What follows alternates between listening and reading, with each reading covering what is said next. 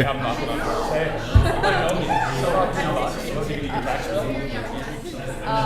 I didn't open it though. I didn't pay attention. Don't.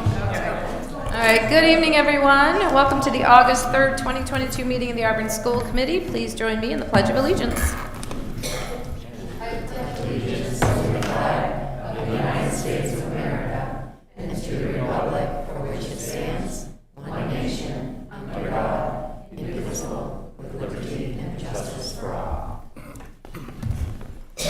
Start with introductions down here to my right, please. Ryan Belknap, Ward 4. Clarissa Perez Armendariz, Ward 1. Pam Hart, Ward 2. Karen Matthew, Ward 3. Connie Brown, Superintendent. Pat Gaudier at large. Jason Lebeck, Mayor. Mark Conrad, Business Manager. Sue Doris, Assistant Superintendent. All right. First item on the agenda this evening is a motion to enter into executive session pursuant to 1 MRSA 4056D for the purpose of labor contract negotiations and pursuant to 1 MRSA 4056A for the purpose of employment of officials, appointees, and employees. Do I have a motion? So moved. Thank you, Pat. And a second? Second. Thank you, Brian. All those in favor of entering executive session? We are now in executive session. Ladies and gentlemen, you may remain here in chambers. We're going to use the conference room on the side.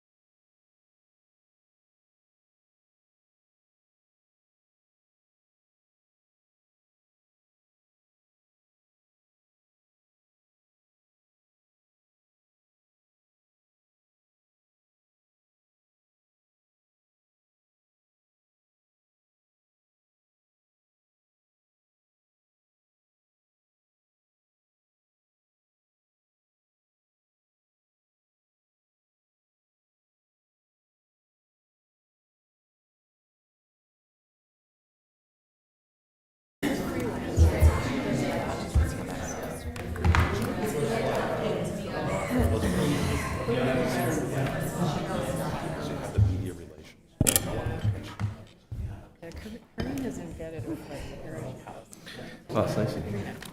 I know, that's good. It is warm. She says it's hot. I say it's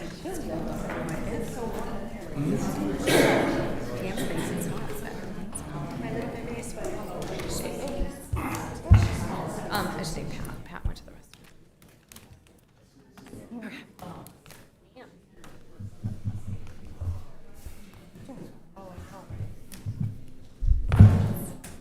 That's probably because we went from the car to here. Grabbed it, but yeah. It's so weird. It just.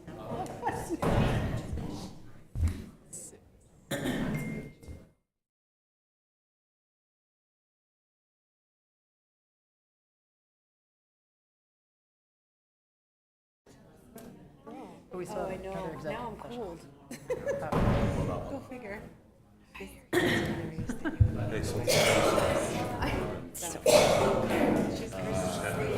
about this third? So cold. I would have bought 10 of those. Don't open it. Just let escrow handle it. Yours.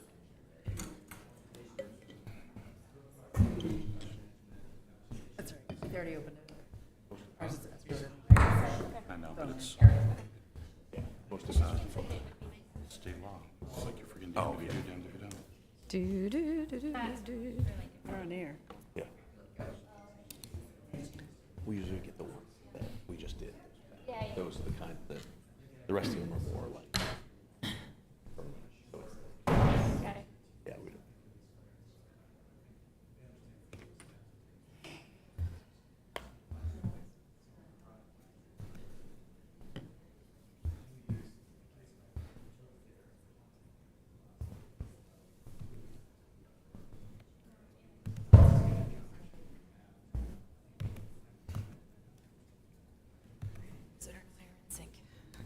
Okay. All right. I have a motion to re-enter regular session, please. So moved. Thank you, Brian. Do I have a second? Second. Thank you, Carissa. All right. All those in favor to re-enter regular session? Thank you. Motion passes. All right. I need a motion to approve tonight's consent agenda, which includes the minutes of July 13, 2022, as well as the certificated nominations of Sarah Dow Shedlarski, Paula Pratt, Bethany Perez-Feebles, Tyler Chanette, Adam Corey, Karen Liberty, Lisa Mayer, and Eric Gray. Do I have a motion? So moved. Thank you, Brian. Do I have a second? Second. Thank you, Pat. Questions, comments? Seeing none, all those in favor? Motion passes. Congratulations, Eric.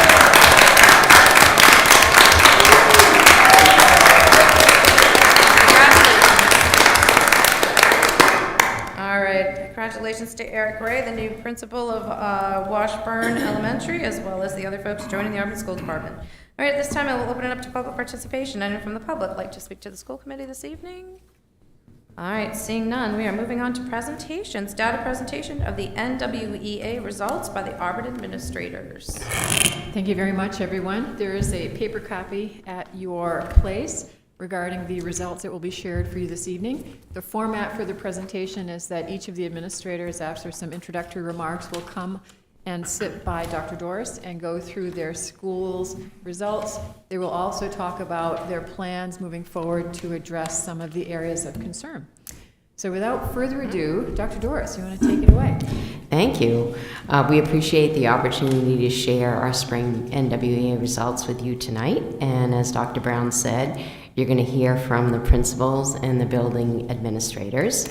And they're going to be sharing the grade level proficiency percentages with you tonight. And you have a handout that has that information. And they will be talking to you about the strengths and the needs and the next steps for their schools.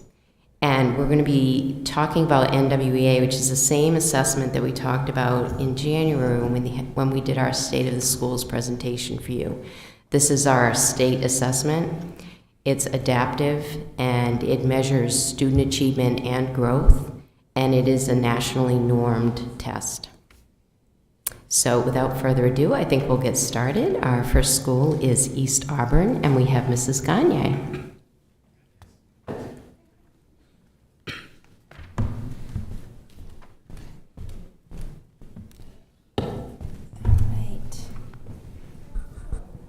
There, all right, thank you. It's nice to be here in this role, for sure. I'm excited to talk about East Auburn and our achievement, our spring NWER scores, because we have really overall strong scores in both reading and math, with 86% proficiency in reading and 88% proficiency in math. We had some definite highlights across some of the different grade spans, as you can see, and also some areas where we want to focus. One of the things that we're noticing at East Auburn is that our last year's second grade cohort that's moving into third grade will need some attention. We'll pay attention to that and really look at ways to close the gap in grade 3 reading and math. As you can see there, we had the 74 and 74 leaving second grade. So that is something we definitely want to pay attention to. We also want to continue to focus on using our assessment data to increase proficiency. Of course, we have 1 or 2 classes at each grade level, so that gives a great opportunity for me to be able to have very specific conversations with the teachers in those classrooms once a month at least, if not more is needed, to really make sure that teachers understand and own their data and are being reactive on a daily and weekly basis. We want to maximize instructional hours to align research-based interventions to support our struggling learners, and again, really focus in third grade, and also take a closer look at fifth grade math. Our next steps are to continue implementation of the core literacy program to increase teacher effectiveness. We want to introduce and implement the core mathematical program with fidelity, and that'll be exciting for this year. And of course, again, concentrating on fifth grade to make sure that we really look at that instruction across even interventions, to make sure that we're utilizing our interventionists to make sure that we pay attention to those fifth graders in math. And we also want to focus on district and building professional development and utilize our wonderful coaches to get our students to our ultimate goal, which is 100% proficiency. And that's our plan for East Auburn. Brian? It's not a question for East Auburn, it's just a general question, comment for future formats. I would love to see the trends, because 95% is great, but if it was at 98%, well, it went down to 95%. So the numbers are great, and I love to see these scores, but not having what the previous test scores were, or at least the last couple, it's hard to tell where we were. So did we go up 3%? Did we go down 3%? Or whatnot. So just a general, I think and maybe it's later on in the presentation, I don't know, but it looks like just something we could add to the format for each school. Do we have that overall number from fall? Just the overall for each school handy? Do we have more information from the NWEA, or is it from a different test? The fall test uses a different benchmark. And then the spring of 2021 was the first time that the state gave the NWA assessment. So that was only given in grades 3 through 8 and grade 11. So we do have some of that data, but we're not prepared to present that tonight. That's why I was talking about future, because I knew it'll be consistent going forward now. So. Clarissa? Hi, thank you so much, and welcome to East Auburn. Thank you. I have 2 questions. One is kind of for everybody, which is I'm curious, and this I think does fall, it's borderline our lane, but since the school committee does sort of set the goals for the school, and one of the goals is based on NWEA scores, I am curious at some point to hear from administrators what the sort of advantages and disadvantages have been of using NWEA in terms of both student learning, but also faculty morale and just the whole being in school experience. And whether, because I just think we're always thinking about what the right measures are. So that's one question. And then my second question is more specific to East Auburn, which is, I'm curious if the places where there were relative weaknesses are correlated with where there was inconsistency in teaching, like a lot more substitutes and so forth. It's hard a little bit to pull that up because I wasn't there last year. So that's a very specific question that I could certainly provide more information around. As far as teacher consistency, we had second grade last year, we had we had one teacher go out on maternity leave at the end of the year, for sure. And then another, Fifth grade too. yeah, what's that? Fifth grade too. Was it- And fifth grade too, absolutely, yes. And we want to make sure, we have some nice plans in place to make sure that, I'm very proud of the new hire that we have for second grade. And I also love the plan that our fifth and sixth grade teacher have created for next year to work together to make sure that those students have really strong instructional experience, very consistent, strong instructional experience. Thank you. Any other questions? All right. Overall, nice. Thank you very much. I want to be cautious, but Thank you. All right, next we have Fairview and Mrs. Bodett.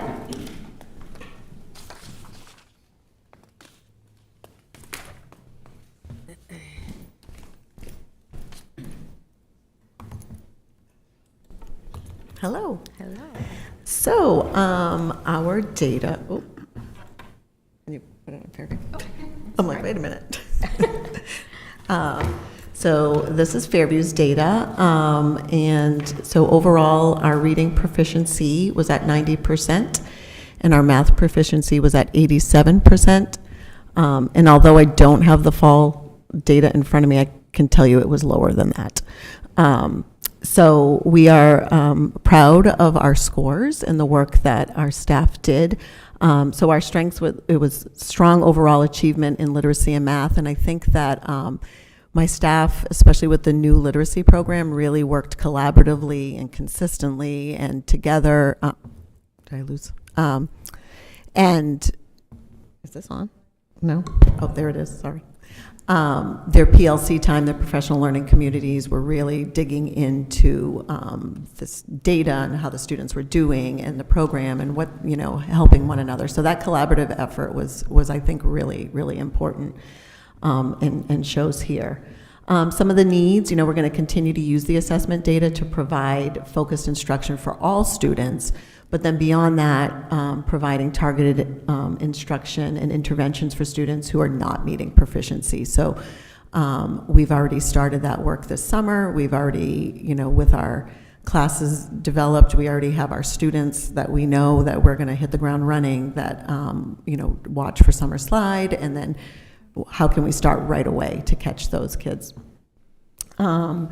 We did our lower, if you look at math, fifth grade was one of the areas that was a little bit lower, and that was my largest class size. We only had 3 classrooms, and so they had 22 and 23 kids in the classroom, and I do think that made some impact. But I'm excited for those students because they're going into 4 sixth grade classrooms next year, so the class sizes will be much more manageable, and that will give them some more targeted, one-on-one time. And then our next steps would be to continue, we're going to implement the new math curriculum, which we're really excited about. We're going to use the same model that we used for SAVIS and literacy. And then we're going to continue to dig deeper into SAVIS. We've done our first year, and so I feel like they're ready to just kind of do some more tweaking with that. And then, to make sure that our implementation supports opportunities for continued growth and achievement, because again, we are striving for 100%. Brian? Just another general question, probably for Dr. Doris. The way the data is represented, is it truly a black and white scenario where if 90% are proficient, then 10% aren't? Or is there more that encompasses that? Are there other factors that go into that other 10%? Or is it truly 90% are proficient, 10% are not? That is correct. Okay. This is meets or exceeds, correct? This is meets or exceeds, meets and exceeds. Meet and Yeah. exceed. Okay, thank you. All right, any other questions? What is the percentage for meets? Is it 75? For Like meets or meet, exceeds, like what is the threshold? Yeah. are you talking about the percentile? Yes. Okay, so 0 to 20% does not meet, and anything above 20%, the 21st percentile and above, is meeting. Anything at 80% or above is exceeding. It's pretty broad. And also, the math scores, are they a reflection of our new math curriculum, or are they not? No. This is from the previous. Well, sixth grade. Sixth grade would have been, but K-5, no. Okay, thank you. Good question. Any other questions for Celeste? All right, seeing none. Thank you, Celeste. Thank you. And your team. I'm most excited as a literacy person, 96% reading proficiency in first grade. Yes. Next, we have Park Avenue and Mrs. Maris. Hello, Mrs. Maris. Good evening, everyone. Once again, I am happy to be here to talk about Park Avenue. I will start by saying that our data was really disappointing with spring testing this year. We ended the year celebrating our hard work, but also having really hard conversations about what this test represented about our student achievement. We're obviously not happy with where our scores ended for any of our students. We want them to be doing their best, and we want to see positive results from the work that our teachers are putting in the classroom in literacy and math. Strengths for us were that we did have strong achievement in literacy in grades K, 3, 5, and 6. There was high growth, the adequate growth, yearly growth for students in those grade levels was really strong. Opportunities for us is to really focusing in on our tier 1 instruction and making sure that we're consistent and strong in that, and using effective practices and being consistent with that. I think that certainly was impacted by having a lot of new staff, and there's work for us to do to increase coaching and supports in place there as well. We're also going to be increasing the use of our NWEA data to inform the instruction that we're doing with our students and really key in on what those identified needs are, and the NWEA test does a great job of delineating that out. If a kid needs support with comprehension or phonological awareness, it really keys in on specific strategies for students, so we have work to do with that. A big focus for us in the coming year is looking at how we're using the resources and staff that we have to support our rising second and third graders, which is where our scores were the lowest in our building. Kind of thinking outside of the box and looking at how we do things differently so that we are getting more out of the time that we're spending with our students and supporting them where they need it the most. We'll also be supporting our rising grade 6 students in math, as that was our weakest area in math in our building. In our next steps, of course, I will echo my colleagues in saying that we'll be continuing to dig deeper into SAVIS as we're adding new elements, including intervention resources there. We'll also be using our new math program with Fidelity and implementing that. My leadership team has spent this summer reading the book Win Time to really think about how WIN stands for whatever is needed. That's another acronym in education.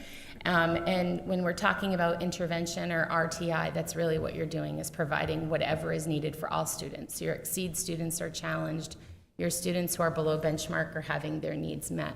One of the activities that we did together at the end of the year in looking at our data was I asked staff to go into their NWEA and their observational data to identify critical skills that students that were below benchmark needed to have addressed in order to continue to move forward.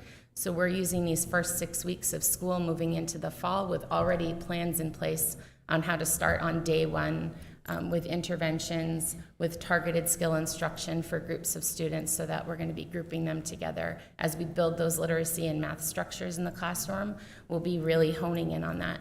Actually today, I didn't plan to do it today, it just kind of happened, but NWEA has a new report, which is super user-friendly, and I was drilling into that today, looking at our does not meet and our partially meet students, and then adding to that where they ended in their spring guided reading level, their running records, benchmarks. And what really stood out to me was how many kids were not meeting on NWEA, but exceeding on guided reading. So I have lots of questions there that we'll explore with staff too, about what our testing environment looks like, how we're prepping students for that. And talking with Stephanie Hathaway, one of our literacy coaches today, we were brainstorming even doing some direct instruction around test taking skills and strategies and how we can help set our kids up. So you will not see data like this from Park Avenue when we have our State of the Schools in the spring. We are going to be hitting the ground running real hard on August 31st. And I'm looking forward to another strong year for Park Avenue. All right, any questions for Stephanie? Thank you. I know a lot of work went into just 175 days worth of school, and trust me, I understand what it feels like when things just are not lining up. So I absolutely feel for your staff, for you and your staff. But you've done amazing work. You've done amazing work over there in 1 year. So you're good. You have a lot of brand new staff, and we can only go out from here and grow from here. So. That's exactly what I told Dr. Brown. Thank you, Karen. I wanted to commend you actually on your year, because it's been a tough year. You've had a lot of staff, and I wouldn't get too discouraged on this. Like, I know that maybe it's lower than the other schools and it's not where you want it to be, but you guys have done a lot of other things too. Absolutely. That it may not be test scores, but you've brought the community together. You've done a lot of strong work there, so you should definitely be proud, because I know I'm proud of what you guys have done. So thank you for that. Thank you. Good. All right. Thank you, staff. All right, next we have Sherwood Heights and Mrs. Klein. Hello. Good evening. I'd like to thank the school committee for this opportunity to share the data for Sherwood Heights and the next steps for improving student achievement. We did have a challenging this year in terms of staffing and attendance, so I was very pleased to see that our overall achievement scores were stable compared to the previous year, with 76% of our students scoring at or above the 20th percentile for both reading and math. Our literacy performance was strong in kindergarten, grade 1, and grade 6, evidenced by more than 80% of the students in these cohorts scoring in the proficient range. Math performance was strong in kindergarten and grade 1. In addition, there's a bright spot in grade 2 achievement scores, with 54% of those students performing in the high average or high achievement bands for reading and 64% for math. So even though they have low, only 74 were meeting proficiency, high numbers of those were in the highest two bands of the test.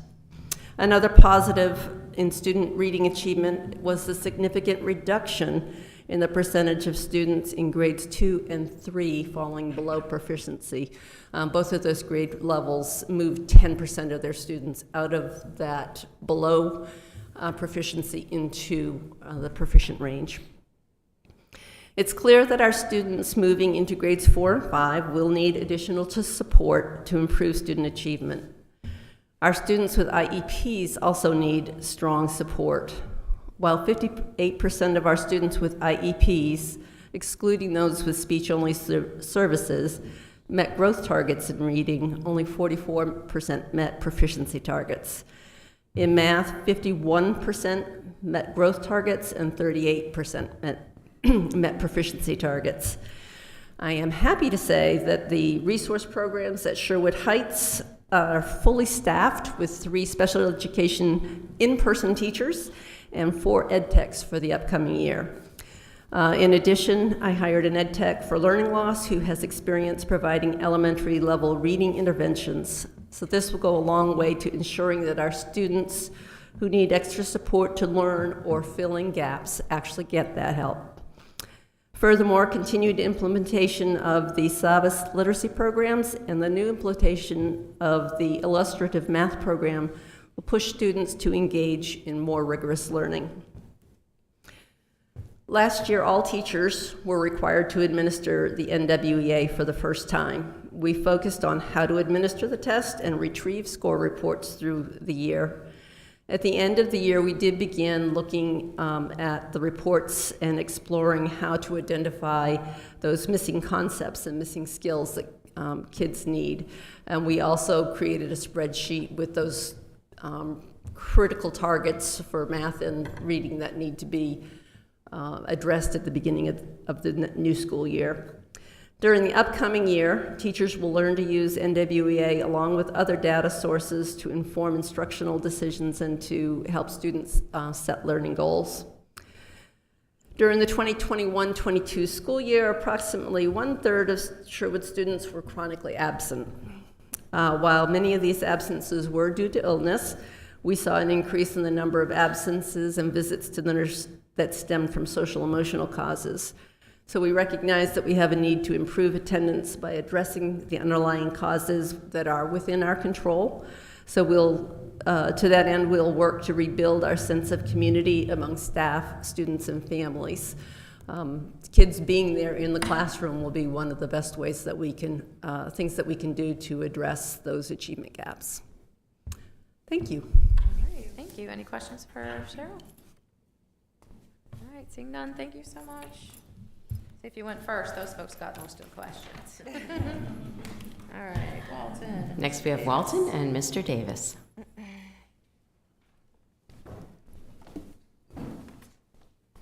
Good evening, everyone. Thank you for this opportunity. And I'm quite excited to share the data for Walton this year. And I'll jump right to a strength, and that is we, for the first time in recent years, have met our school-wide Title I goal for both literacy and for math this year. So that's exciting, and as a result, we have increased our bar for next year. So looking forward to seeing what the coming year holds for us.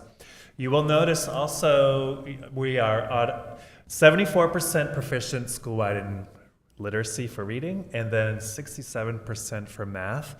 And a bright spot would be our primary grades of K1, 91% proficient in reading in kindergarten, and one of those teachers was 100%. So that is really awesome. And the same thing with first grade. One of our first grade teachers had 100%. So again, we've got some really great foundational work going on and lots of great things to celebrate. And I look forward to seeing how they progress through the new literacy program, because they've come in, had the foundation, and hoping that sticks with them as they travel through. You will notice that second and third grade this year, they'll be obviously moving into third and fourth. They're going to be an area that we'll be focusing on. How do we rethink our interventions? And then also these students started the literacy program without having the prior foundational pieces that are built into that literacy program. So we're looking forward to seeing their growth as well. So we'll be working on closing the gap there, definitely. And our upper grades, 4, 5, and 6, we also had a learning loss ed tech who did amazing work, and literacy was her focus. And it's very evident in that when you're looking at 71% in fourth grade, 70% in sixth grade. So we're thankful to have that support as well. Needs, certainly, I'm sure what Heights mentioned this too, chronically absent students was a huge issue for us. 31% of our school, for various reasons. A lot of it's health, some of it's concern around COVID, some of it was, a big portion of it was students' mental health. And so as a result, next steps, I'm taking a team next week to Saco for restorative practice training to support our work, additional work, and support our PBIS work with that, just trying to put some layers in there to support students, because we know when students are with us, they perform. And so I think where you see the gaps, it's a lot of times there were attendance issues there. So we're looking to curb that. And we'll continue to work with our school counselor and teachers, certainly around the mental health needs. But really the most important thing is strengthening Tier 1 instruction, because you can't beat that. When you have a really solid teacher doing solid practice, that's where the difference is. And I look forward to implementation of the illustrative math. The materials are coming in and they look great. And this teachers rocked the Savas training and the literacy program this year, so fingers crossed for even continued growth for next year. Great. Thank you, Mike. Any questions for Mike? Yes. Yep. Mike, can you go back a little bit in the opening? You said you talked about Title I. You exceeded your Title I minimum. Is that a self-imposed goal or is it a state-imposed goal? We consult with Dr. Doris when we create our plans, and it's typically based upon where we've been performing historically and then where we increase the bar. So we shoot for that. So for example, I think our goals were 62 and 65%, and we are 74 and 67. So that's significant So for that's us. self-divided, okay, design goal, that's great, Yep. thank you. And so next year they'll be even higher. Yeah. Any other questions for Mike? All right, thank you. Thank you. Thank you, rock stars, too. Next, we have Washburn, and Mr. Gray is going to step in. Good thing we voted you in. I'm not sure who else would have been presenting this evening. All right, welcome to your first official seat before the school committee. Thank you very much. So looking at the Washburn data here, we have an overall reading proficiency score of 77% and a math proficiency score of 72%. Strengths, looking at the data, strong achievement in literacy in kindergarten, grade 1 and grade 6.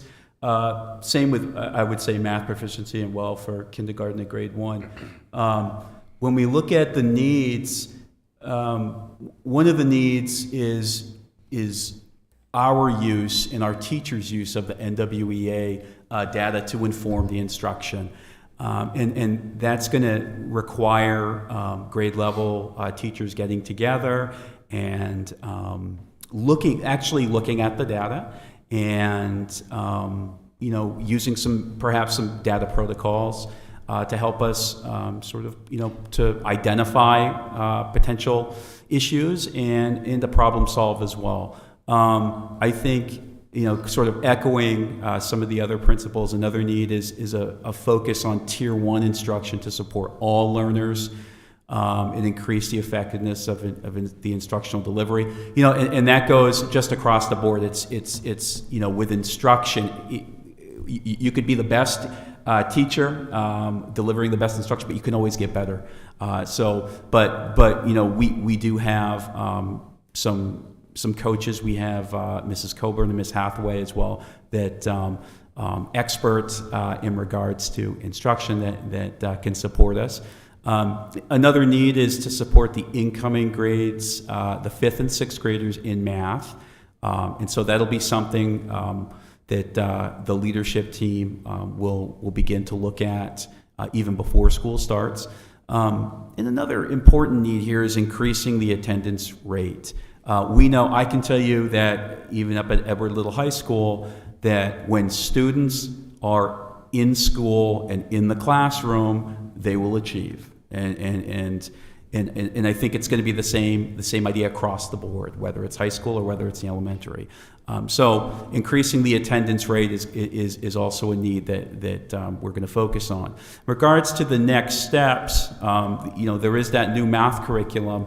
And so implementing the new math curriculum across the board consistently is going to be something that we do this year at Washburn. Digging deeper into SAVIS instruction, the implementation to support opportunities for growth and achievement. Again, so really, using the new math curriculum, using our literacy instruction and curriculum, and then to continue to provide ongoing professional development and support teachers through our instructional coaching. Like I said, it's such a valuable tool, our instructional coaches, and I'm excited to get to work with them and get them going. So, Great, thank you, Eric. Any questions for Eric? All right, seeing none. Thank you. thank you. All right, next we have Auburn Middle School and Mr. Wilson.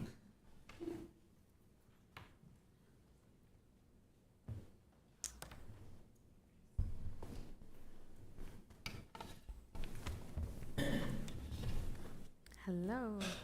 Hey guys, how we doing? I'm excited to talk about Auburn Middle School with you this afternoon. As you can see, our reading proficiency is at 77%. Our math proficiency is at 68%. I'm a little concerned with those numbers. there's a lot of work that has to get done this coming year that we're going to spend some time with staff, talking with staff about this year.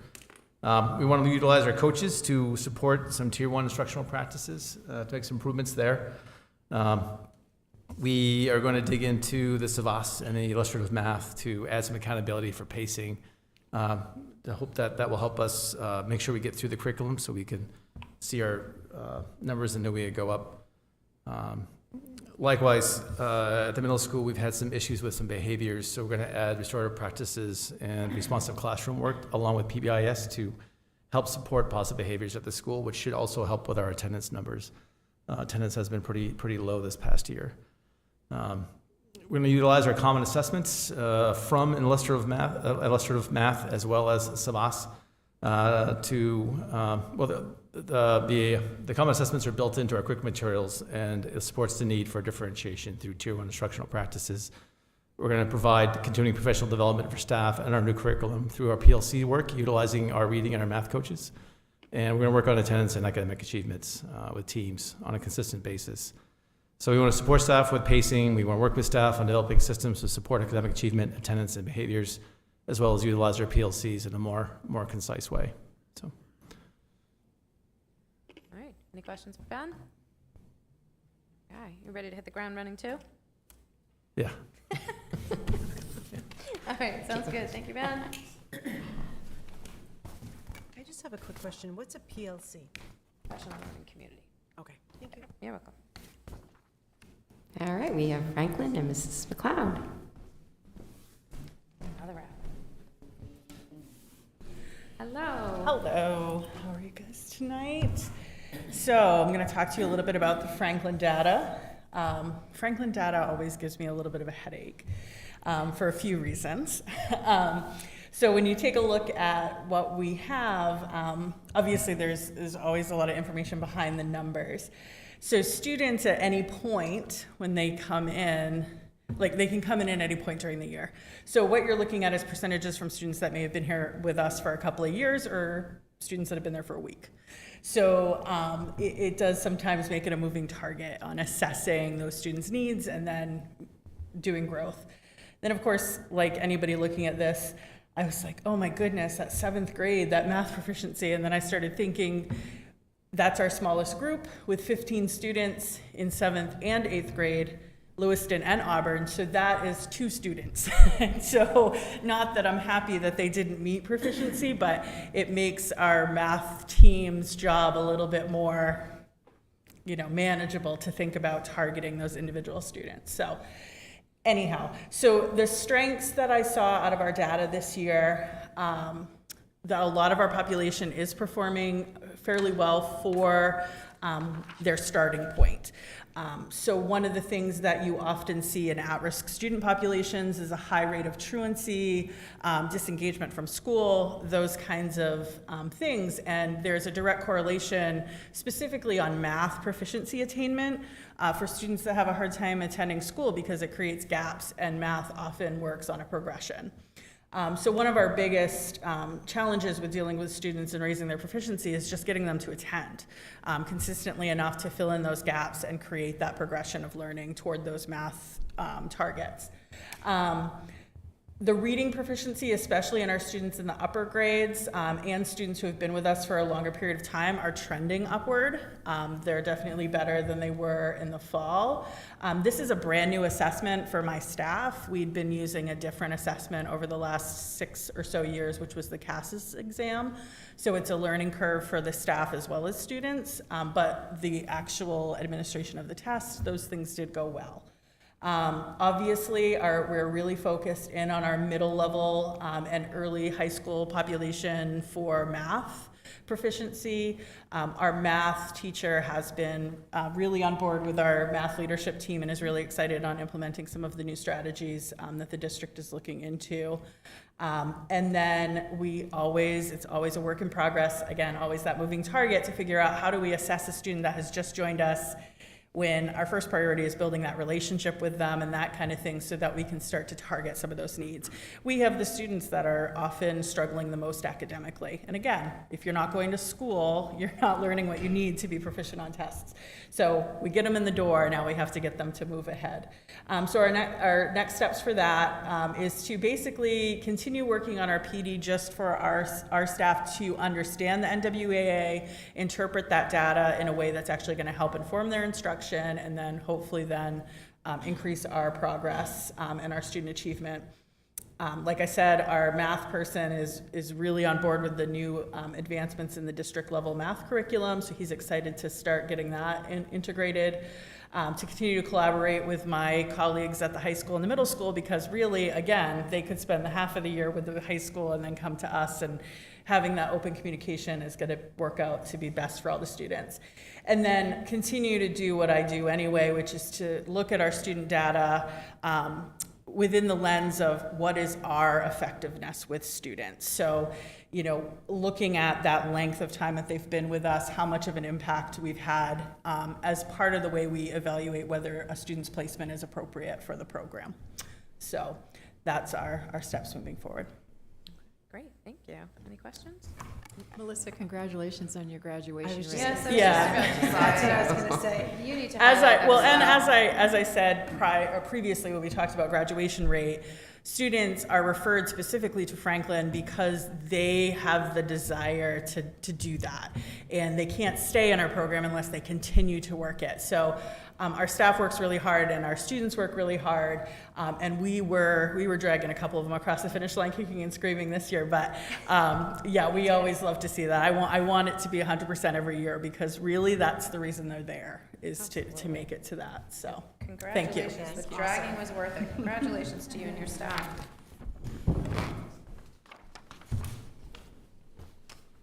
Now we have EL and Mr. Anir.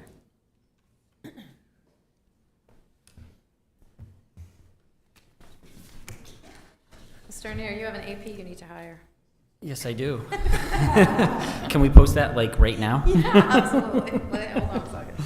Yes, I'm really proud of Eric, and Washburn is getting a tremendous leader, so kudos to everybody involved.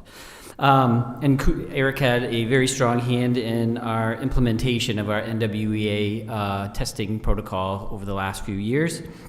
It was interesting for me to be able to sit back there because many of the questions that Mr. Belknap was asking, those are the same questions that I had as we started to dig into this data.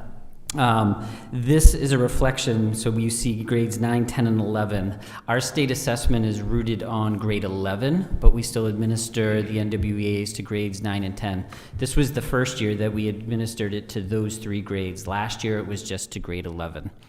We were building our capacity about how to administer this test, as the first time last year we got ourselves improved from the fall to the spring, so it was less intrusive on the daily instruction time, and that is really some big steps forward for us.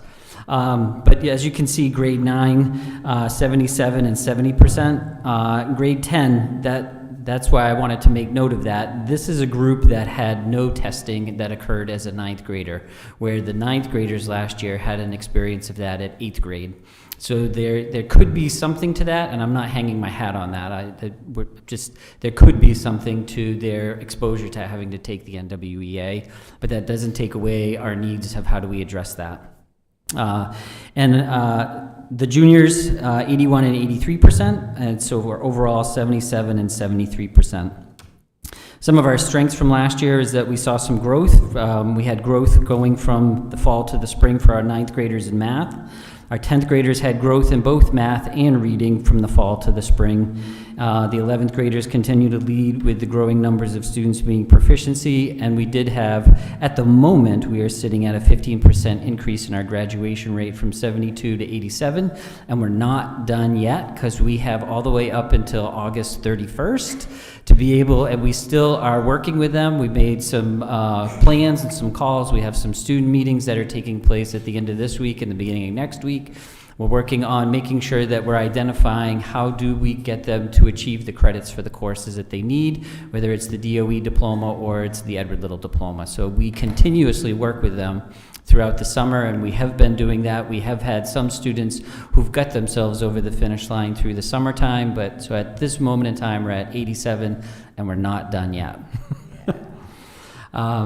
Needs for us, and this was really already starting to happen last year, was to continue to progress of utilizing the NWEA data. We did a workshop last January of, now that we had data for grades 9, 10, and 11, what does that mean? Staff really, and we've talked about that, it's really to drill down deeper into it. It's not just the percentage, it's where the percentage breaks down. So the NWEA will allow us to be able to see the certain subsections of where students have progressed well and where they struggle. And so we started that task in January, and we're continuing that work.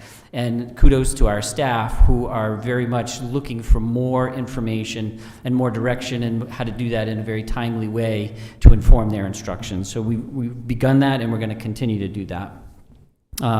Next steps, as I said, more PD on using the NWEA data to support instruction.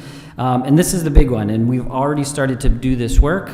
Just today, Dr. Doris was able to share our plan. We've been working on it through the summer, and she pulled all of our thoughts together so that we can kick off the year. We have a very strong articulated plan for a whole curriculum review of all content areas for the school year to identify strengths and needs for meeting the instructional needs of students. And it's going to be a year-long process, and we're going to look at everything from the English curriculum to the phys ed curriculum, all the way through. Are we meeting what we say we're going to meet, and how are we doing with our instruction for those areas? Particularly, as we heard earlier, how do we make sure that Tier 1 is happening in the most effective way possible, and can we identify where it is in a course to be sure that we're meeting our obligation?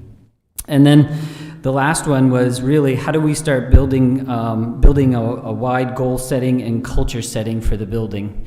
How do we really start shifting it, because we're very much rooted in pass, fail, and graduation rate, and why shouldn't we be? But how do we start building a culture of really getting kids to aspire and our staff to really drive the kids more about doing their very best on these exams and less about using it for instruction? Because if you ask a kid, they really don't care what you're going to do for them for instruction. They want to know what's the benefit for them. And so we really need to spend and invest some time, and how do we build that culture for them to be able to put their best foot forward when they do these exams. Scott, if I might, you said at the beginning the graduation rate was for the class of 21, what percentage? 72. And so at a minimum, you're going up 15 points, possibly 18? Correct. Strong work. Really nicely done. Strong work.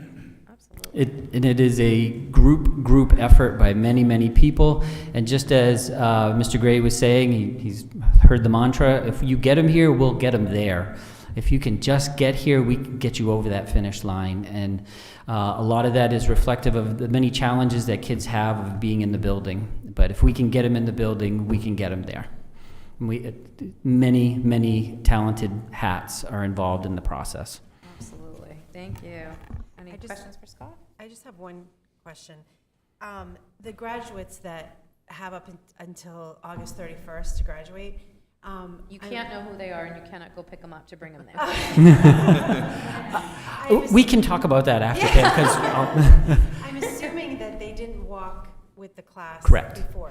So will they be allowed, if they would like to, walk with next year's class so that they can have that pomp and circumstance, or? in the year, typically, we haven't offered that. Typically, when we've had kids that complete in the summertime, we try to hold a little ceremony for them at the school. Over the last few years, the kids have said, you don't need to do anything, just give me my diploma and I'm out of here.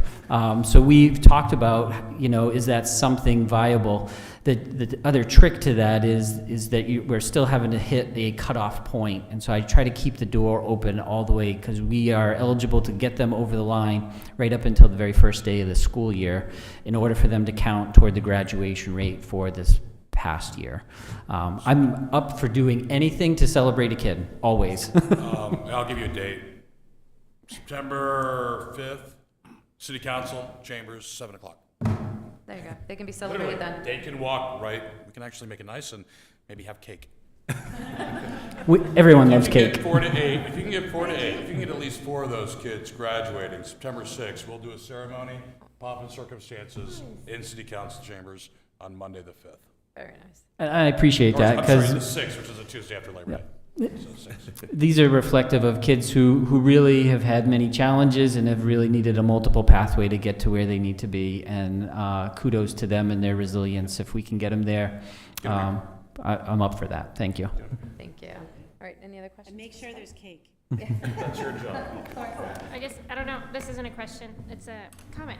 I really like this last goal of the building-wide goal setting and culture setting, and the way you described it as thinking about NUIA as it has this purpose, but how is it trickling down in terms of culture? And I feel, this is what I meant by that first question to, Kanye, sorry. Michelle. Yes, because I do think that you hear from teachers, you hear from parents that this anxiety around tests, it's been around since like the 90s, that anxiety has really kicked in, and yet when you hear all of you talking about it, at least to me it seems abundantly clear that it has an incredible utility for sort of guiding what's next. So it seems like getting buy-in from community members and sort of sharing that in translatable ways is a worthwhile endeavor. So I'd love to hear more about that in the future. We've talked everything about having more cake and shaving heads and taping people to walls, whatever it is that we can create some enthusiasm for kids to really invest in it, because the teachers get the plus side of having some information that they can do with it. So it's really trying to spark the kids to invest in it. Awesome. Thank you, Scott. Jason? Yeah, last one. I'm not sure if this data is readily available, but can we start seeing some comparisons at the high school level, maybe the middle school level, with NWEA scores compared to Westbrook, Biddeford, Scarborough, and or South Portland? 3 comparable schools, comparable communities. I'd like to just be able to kind of gauge what that looks like. And specifically drilling down into, I'm not sure if there's an actual term for it, but I'm calling it the COVID cohort at the high school level. You were talking about it earlier, grades 10 and probably grades 11 to a certain degree. How is that compared to those same 3 schools? Is this a trend that, it's not just Auburn unique, but it's kind of, and I'm sensing that it's probably across the board in this cohort, but also looking for some kind of an after-action review. When did those kids go back to school full-time? How long are they on remote?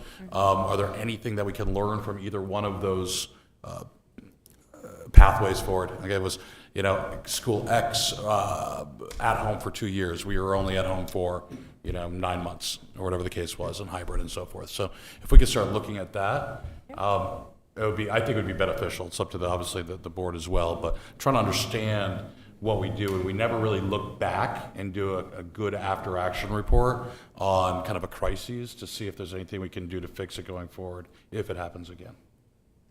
All right, thank you. And I also want to make sure that we're beating the mayor of Westbrook and Biddeford. Yeah. Biddeford's on your list. So, might be a wager. Westbrook, Biddeford, SoCo. And again, any other recommendations? Those are just schools that come to mind. All Southern Maine schools, similar populations, demographics. I was just going to speak to, adding on to Clarissa's point about kind of the culture setting pieces. I think that the new program for the 9th graders around social emotional and building and talking about school pride, what it means to be an Eddie, all of that, hopefully will also help garner the want to be in school. Like you were saying, if you can get them there, then you can get them across the finish line. So hopefully that'll be a great mechanism to encourage kids to want to be in the building. Absolutely. All right, any other questions or comments? All right. Dr. Brown or Dr. Doris, would you like to wrap up either one of these when the results started rolling in? I think. Well, just a couple of observations. The state has not set the cut point yet for the year, so we are relying on data that they released last year. Correct, Dr. Doris? That's correct. And we, unlike other years when we had MEA data, where you used to get published in the newspaper a list of rankings of all the schools, they don't do that anymore. The current commissioner has really resisted that sort of comparison. So in order for us to do what you're looking for, Your Honor, I think it's doable. It's just we'll have to select Non-publishable. Communities that have comparable demographics to ours and size and those sorts of things. And just as a reminder that we will give the NUIA again in the fall, in October, right, Sue? So it's coming right up again pretty quickly. So those results will be reported back to you probably as part of the State of the Schools. We should have them by January, I think. So that's the next data point as part of this conversation. You want to say anything? I think you covered it. Thank you. And I think they covered it very well. I do too. You know, and if I just to remark here on the hard work that's gone into these numbers. This is the result of not just this year, but multiple years of a lot of hours and time by the administrators, their leadership, the leadership of Dr. Doris, and the leadership of the board, quite honestly, because you folks decided a couple of years ago that all the arrows would point in the same direction, and you have held steadfast to that belief, and it has informed my work and then the work of the administrators and the staff in the schools, and it really shows. So I think the numbers are good. They're certainly trending in the way that we want them to trend, but it is a lot of hard work to get to where we are right now. So thank you, folks. And thank you, and kudos to you and all your staff for leading that charge, Dr. Brown. It's easy for us to set the goal. It's a much more difficult task to actually carry the goal out. So thank you to all of you and your staff for supporting those goals and supporting our students. Thank you. All right, moving on. We do not have any student reps here this evening, so Dr. Brown, your vacancy reports. Thank you. Well, I have a couple of items, if I might, that are sort of late breaking. One is I placed at your desk a letter from Senator Collins. It came in too late for the packet, but I thought it was nicely done and that you would enjoy reading this. I wrote a letter of support for the Auburn Police Activities League for money, and it looks like $3 million has been put in. And Your Honor, I don't know if you want to say any more about that. I know you probably have more up-to-date information than I do. A little bit more, but first of all, thank you for doing the letter of support. It really shows a tie-in between the school department, municipality, and what the ultimate goal for the PAL Center has been and will continue to be. We have already pledged $3 million in our recovery, our federal recovery money towards this. That leaves a deficit of $2.8 million. There is talk about expanding and enhancing the facility, potentially with an indoor aquatic facility, which is something that has been talked about in this community for many, many years. But we do have a significant amount of philanthropic organizations kind of lining up and asking about supporting this. So I think this is absolutely reality, and it's going to be sooner versus later. But thank you for your support on this. Oh, you're welcome. Next up, I know that lead testing has been top of mind for a lot of people. It came up at the Health and Safety Committee meeting earlier this week. I've asked Mr. Conrad if he might give you a summary of where we are to date with the school's results and what we've done to communicate with our various publics. Thank you. So just to recap what you already know, about a year ago, the state passed new legislation requiring schools to test every potential faucet in which students could be drinking. It included cooking. So it's not just drinking fountains, it's classroom faucets, teacher room faucets. Altogether, we tested 702 faucets in the district. They were all tested by one person, Randy Bouchard, our maintenance foreman, so he's to be given a lot of credit for doing that work. We met the deadline for completing that testing at the end of May, and over the last 30 days, results have started to come back in. The legislation also reduced the actionable threshold at which faucets are viewed as having elevated lead in the water. The federal level is 15 parts per billion. They reduced it down to 4 parts per billion. So that's the level in Maine now at which we should be taking action to remediate the reduction of lead down to below that level. Of the 702 faucets we tested, 148 faucets came back with levels at or above 4 parts per billion. 58 of those were at Edward Little High School. As those results have come in, we've immediately taken them out of service, either by shutting off the water or covering them, and they will remain out of service until such time as they've been remediated. The law also had requirements for public notification, so as they've come in, we've posted those results on our website, and we've actually sent out both a voicemail and an email to families and staff of those individual school communities, letting them know that those results are available on our website. And the results include a description of where each water source is and what the specific lead level was. The next step is to begin, and we've already started this, to begin retesting those faucets with elevated levels and to use a testing protocol that requires several samples from the faucet that should help us pinpoint whether the lead source is in the faucet itself or in the lines leading to the faucet, and that will become important in our plan of remediation. Once we have that data, we will start working with our plumber, Nason Mechanical, to create a plan of remediation. We've already sent them the initial results. We'll send them the more extensive results for those faucets we retest, and then we'll sit down with them and create a plan of remediation. In the instance of, and I would know, there's no state support for the cost of the remediation, so we'll have to find money in our budget for that. And I think it will take some time to work through that many faucets, given impact on school operations and manpower levels for plumbers and all of that.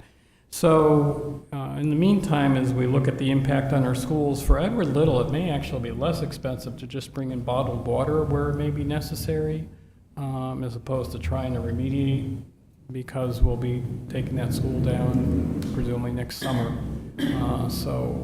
I've asked the principal there, to Mr. Anier, to start identifying based on where he's seeing the locations of the faucets to let us know if he needs any bottled water to be brought in, and we will ask other principals, give them the same option if they think that the location of the different faucets is such that they need some bottled water, so be brought in on a temporary basis. For other schools, certainly, we will remediate those faucets.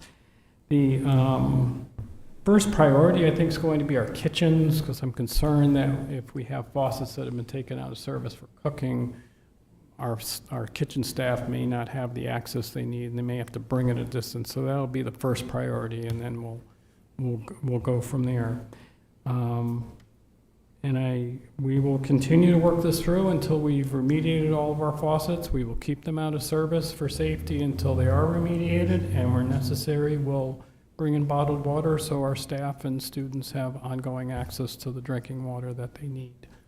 And happy to answer any questions you might have. Okay. Yeah. So that's great, and it sounds like we're really on top of it. And as exciting as these meetings are, not everybody watches them. So I was wondering if on our website we could have info on what we are doing to mediate the situation, so that the information is more easily accessible, so that parents and our community know that we are on top of this. We are aware of what's going on and what we're doing, so that they know that, because I think it's alarming for them to hear that their school has high levels of lead, and there's a fear involved in that. So I just want to kind of ease that. That's a great idea. We'll update our website, and we'll continue to update it as the plan of remediation works through. We did notify families when the results initially came out that we were taking everything out of service, but we'll let them know what we're doing to bring it back into service. Thank you. Thank you. Yeah? How often are you going to be required to do these testing? I mean, this is a one-time deal, or? No, as far as I know, it was a one-time requirement, because presumably you're going to remediate those faucets so that they're brought back down to the acceptable level. Any other questions? Jason? Curiosity, how many of these faucets, when was the last time we tested the faucets under the old standard? In other words, were all these under 15 ppm? No, there were actually, I'd say a majority were under 15 parts per billion, but there was a significant minority that were above that, in some cases significantly above that, as you look at that. Okay. Certainly, it would have been much less extensive had we just looked at the federal level, but the guidance says that there's no safe level of lead in the drinking water, and I think that's why the state legislature chose to go below the federal level, because health officials agree that there is no safe level of lead in drinking water. When were the last time all the taps were tested, though? That I don't know. I know there's been testing in Maine over many years, but I can't remember a time, and I see Dr. Brown shake your head, that she doesn't remember a time when they've been tested. Interesting. Any other questions?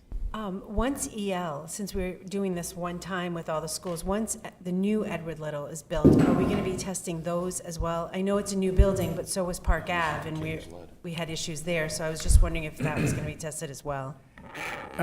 We certainly can, but I think the issue there is there shouldn't be lead in any of those water sources to begin with. So one of the things I haven't done, but I want to do, is have a conversation with the architect to make sure the specifications are very clear.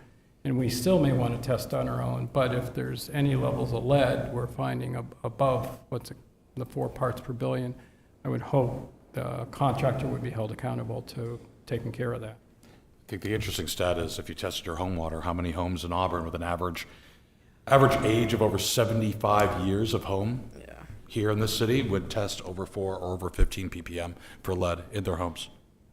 You know, I was, to that point, it's been a long time that we've known we shouldn't have lead in our drinking water, and there have been requirements that you shouldn't have lead in new school construction. So I was surprised to actually see at Park Avenue, out of 116 faucets, did have 9 that tested above that level. But certainly there's a correlation we're seeing between the ages of the schools and how many faucets we had, because Edward Little had 58 and Park Ave had 9. That was the school that surprised me the most as well. Yes, yeah. A lot of the faucets were ones that like we don't use, like in spaces that are never turned. Like one of the rooms that surprised me was like nobody ever used. Kind of like concentration. Oh, so maybe it sat and concentrated there, who knows, but, all right. Any other questions for Mark? Yeah. Regarding Mark? Sure. Question, have you heard from any parents' concerns back in response to We heard one concern from one staff member just wanting to clarify the location of some of the faucets, and that's the only feedback we've heard. Now, the fact it's the middle of summer, people may not be paying attention, but there is information that comes out with the test results that they can read as well. So it may be they're pursuing the sources of information that were given as an alternative to calling us. Okay. Any other questions for Mark on water? Thank you, Mark. Vacancies. So as I prepared the report, I have a couple of anecdotal pieces to offer to you.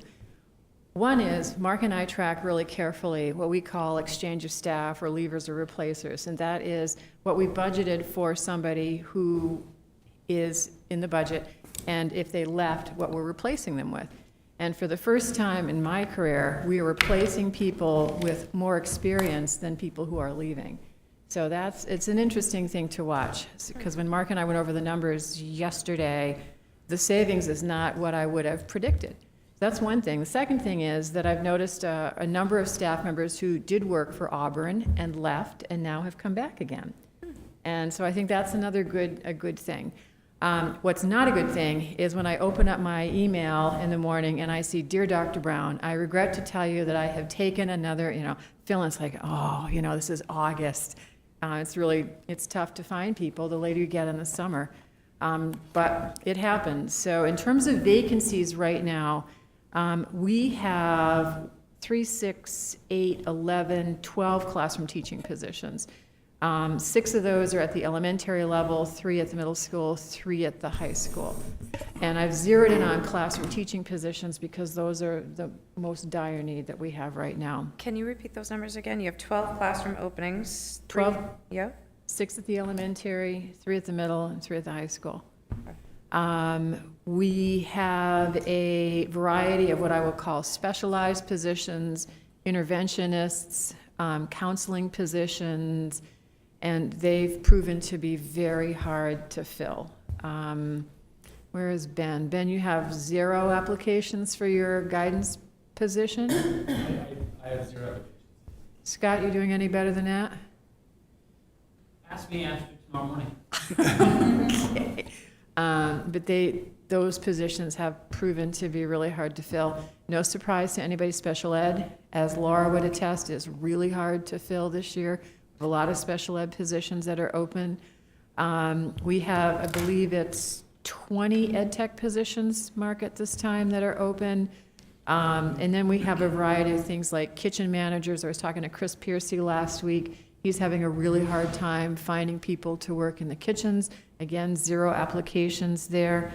And then we have what I would call the sort of the next tier, which are the substitute positions, and those include bus drivers, subs for those, substitutes in the district, crossing guards, and those sorts of things.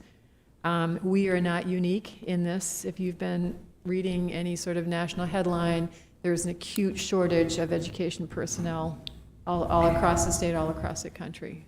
I think for all intents and purposes, we're doing as well as we can. Been very excited about the people who have come here.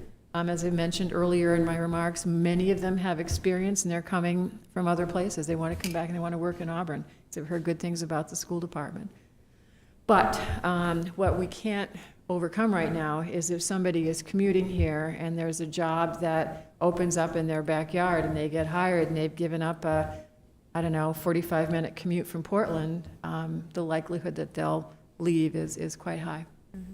So I'd be happy to answer any questions about that board members may have. Any questions? Other than the distance, do you find any correlation and other reasons why we're unable to find people for these positions? I think it's because the demand is so high across the entire state. And when people, and we do exit surveys. There's a survey that goes out for everybody.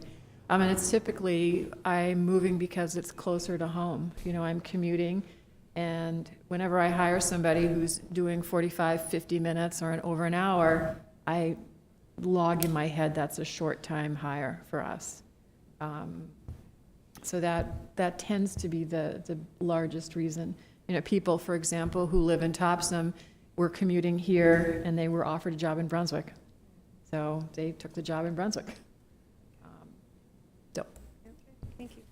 All right. Thank you very much, Dr. Brown. Anything Can I else ask you one want to question? add? Oh, sorry, Pam. I guess my thinking ahead over the next month, should these positions go unfilled prior to the first day of school? Like, what's the long-term plan in terms of covering those positions once school starts? It's a great question. We will have to cover them the same way we have been, which is with in-district personnel. And whether that's an ed tech, whether that's an administrator, yours truly has subbed in classrooms before. So we will do our level best to cover those. We will also, and Dr. Doris and I have looked at our personnel not attached to a classroom, and we may have to redeploy them in that capacity. I mean, as I said, I make no apologies, that's my priority, and we will have to make sure those classrooms are covered. All right. Any other questions for Dr. Brown?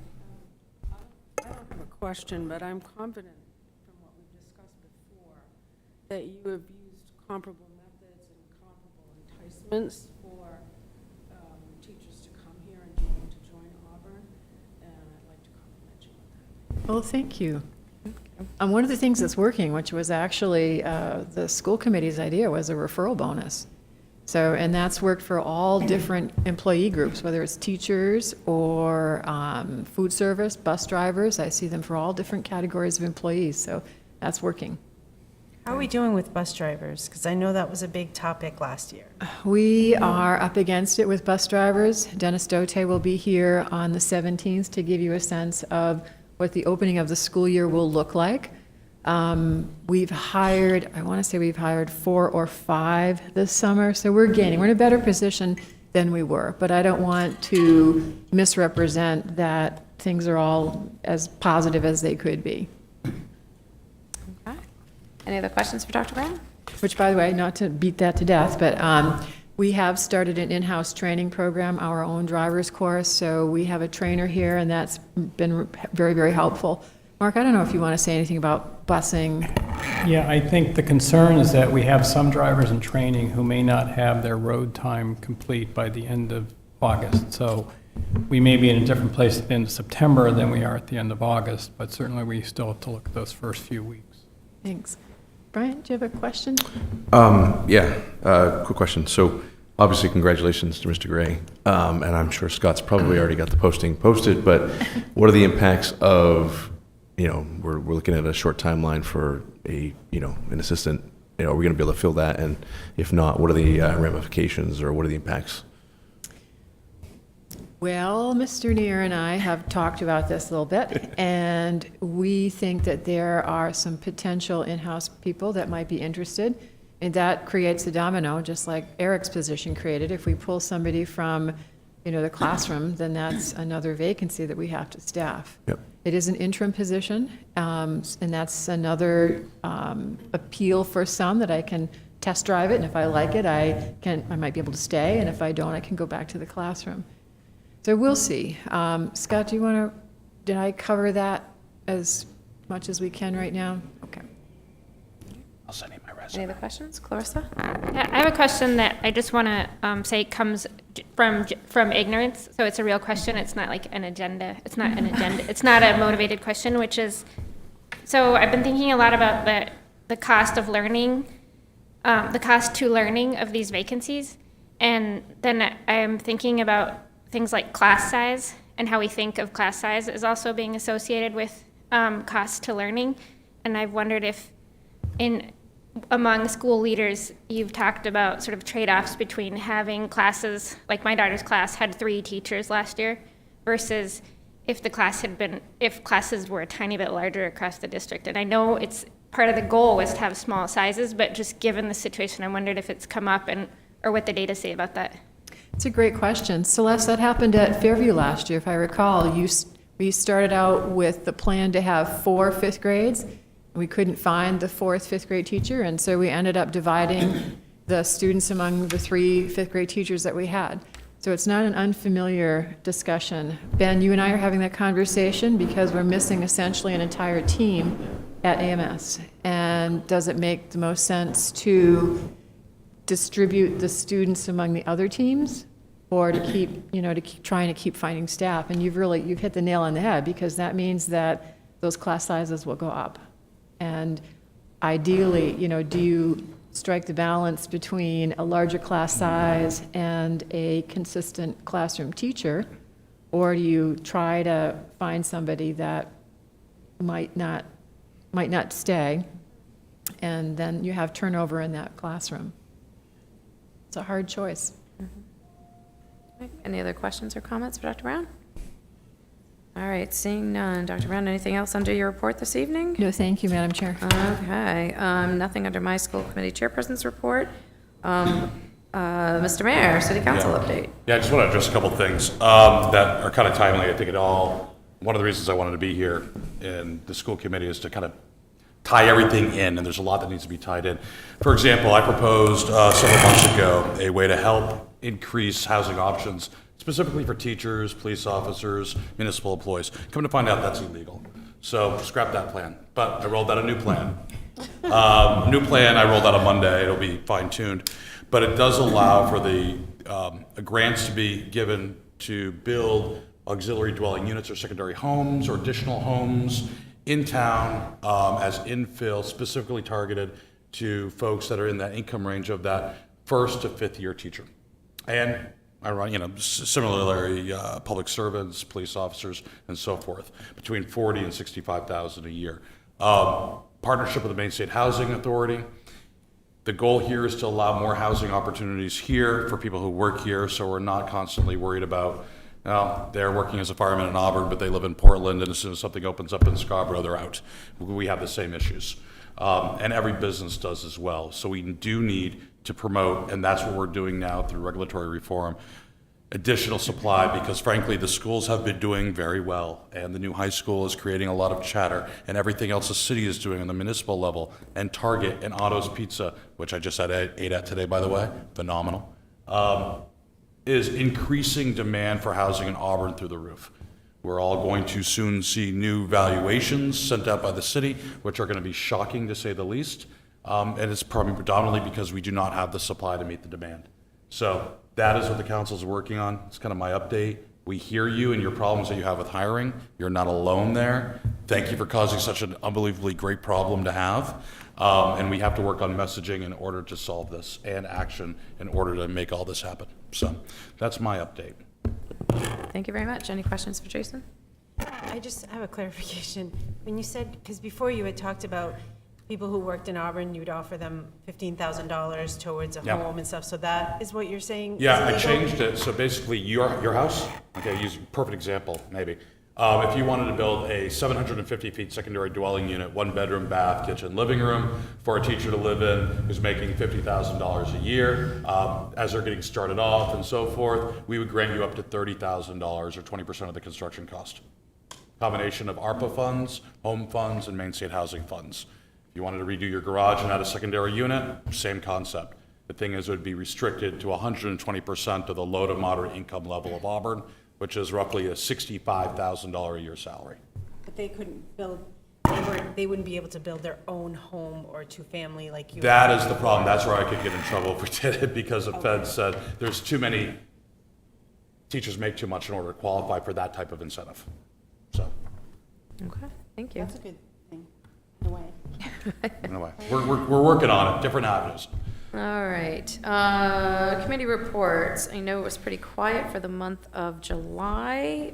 Looks like there's an agenda for the Health and Safety Committee, though. I can just give a quick update. We just met on Monday. And really the highlight, I think, from the meeting is what I alluded to earlier, is one of the social workers at EL, Corey Jameson, has been working with some of the staff to provide a 16-week program to incoming freshmen. It will be for all freshmen, to talk about school spirit, what it means to be an Eddie, building that sense of community and belonging that I think I'm really excited about, and I think the staff are really excited about, and I think it'll be great in addressing some of the social emotional needs that we're seeing in our students. Great, thank you, Pam. Any questions for Pam?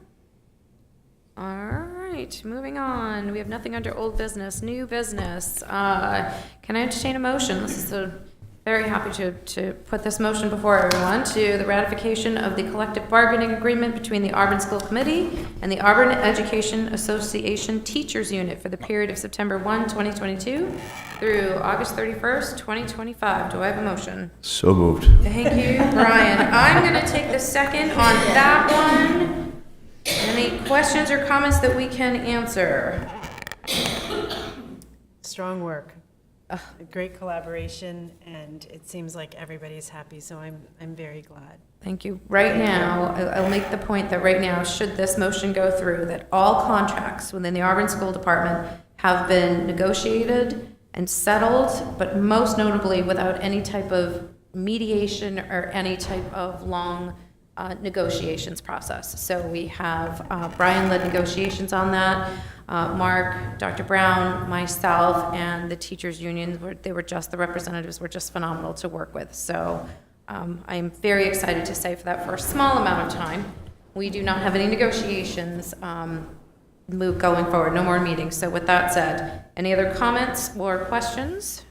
I also would like to add the lack of legal costs. I know you said mediation, but the fact that all the work that you guys have done and all the money that we have saved as a school and our budget, I think that's very commendable, and you should all be done. Thank you. It was a good collaborative experience. Everyone came to the table ready to ratify, or ready to make some moves. So with that, I'm going to call for a vote. All those in favor of ratifying the teacher's contract from September 1, 2022 to August 31, 2025. All those in favor? Thank you. Motion passes. Thank you all. All right, next motion to approve the award of a contract for site work at Fairview School to Morin Excavating at a price of $33,300. Do I have a motion, please? So moved. Thank you, Brian. I have a second. Second. Thank you, Pam. Questions, comments, debate on that one? There's a recommendation memo that was in here as well. Wow, we didn't pay the light bill this month. Things are tight. All right, any, did I call for the motion? Sorry, the light's going off. All right, so I need to, wait, yes, I did. Brian, you approved, Pam, you second. Any questions, comments on that one? I do have a question. Pam, yeah? Will 8 additional parking spaces truly help? Will 8 additional parking spaces truly help the parking situation at Fairview? Or do you think you need more? Now, being a parent of Fairview years ago, I know that this has been an issue for a long time. A little trauma going through. Dunkin' Donuts. they're doing the parking spaces, but they're also making the entrance wider than that. Okay. Yeah. So you won't have to try to hook a right and hook a right, right? You won't have to try to do that. Because I feel like, do you need more? Yeah. You need less cars. I know. Less cars. You We've need got, people to actually put their kids on a bus. yeah, put your kids on the bus. If I can respond to that, Yeah. the capital maintenance plan from last year, before it was updated, had $250,000 set aside for additional parking. It turns out that the only place on the lot left where you could really put significant parking would require significant underground drainage and reworking of the swale between the school and the housing units next to it. So we thought, this doesn't fully solve the problem, but it makes it better for a reasonable sum of money. Okay. Thank you. Yes, Pam, there's many of us who have PTSD with that parking situation. All right, I'm going to call for the vote. All those in favor to approve the award contract for site work at Fairview School? Motion passes. Thank you. All right, upcoming meetings. August 1st has already gone through. We have some finance meetings. Regular school committee meeting will be August 17th, 2022, obviously. And regular committee meetings are starting back up again. Any requests for future agenda items or information? All right, seeing none, I need to entertain a motion to enter into executive session pursuant to 1 MRSA for the purpose of the evaluation of the superintendent. Can I have a motion, please? So moved. Thank you, Brian. Can I have a second? Pat, you want a second? Okay. All those in favor to enter executive session? And we are now in executive session. Thank you all.